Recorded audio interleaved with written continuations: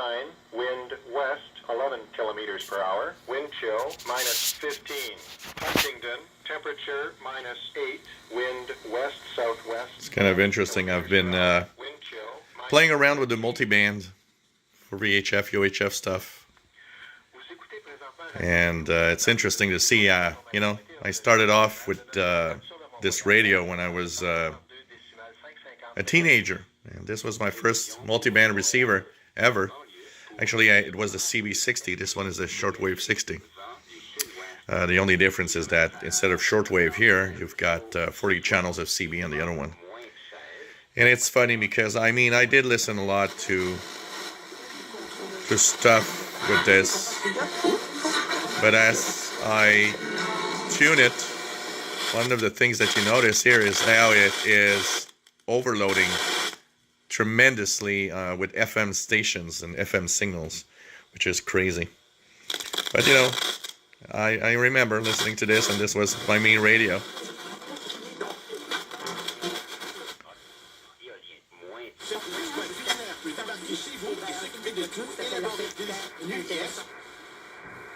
Something here.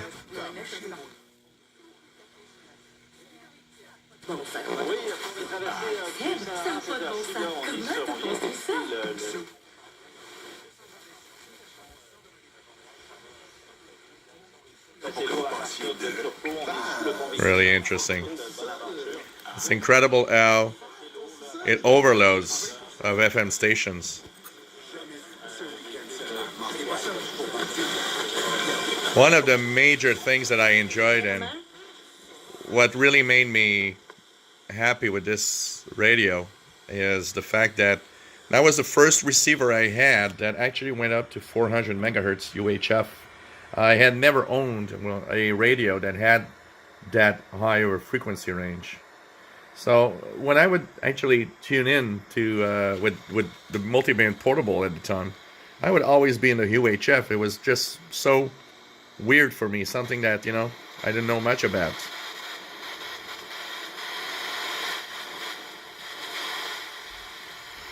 So little antennas at the top.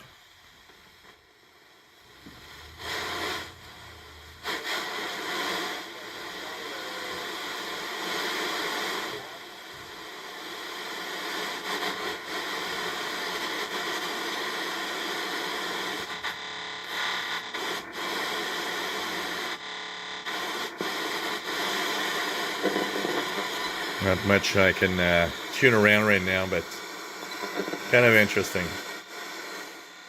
We hear digital signals and all sorts, including the control channels for what is trunking.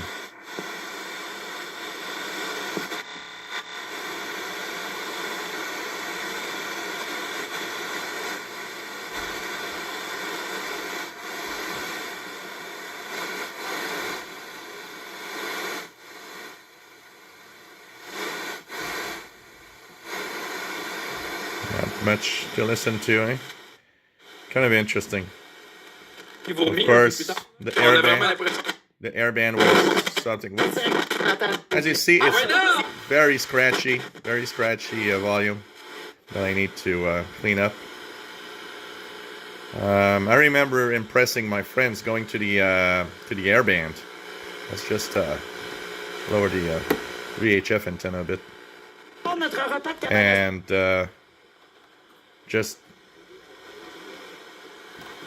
they were just so impressed to hear aircraft communications on this radio. And I was impressed too. I mean, come on. Who cannot be impressed at having a little multiband radio and listening to aircraft communications? What was interesting also is that aircraft communications is in AM mode, but these radios actually did not have AM on the VHF range. They would actually demodulate the AM signal on the FM. And of course, that meant that the audio of the planes were all distorted.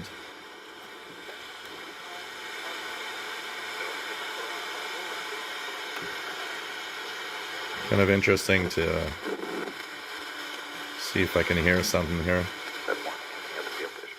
There we go. Okay.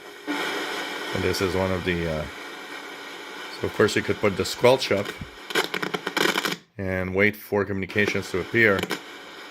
But was nice. 69, Jazz 171. So we just heard some aeronautical stuff.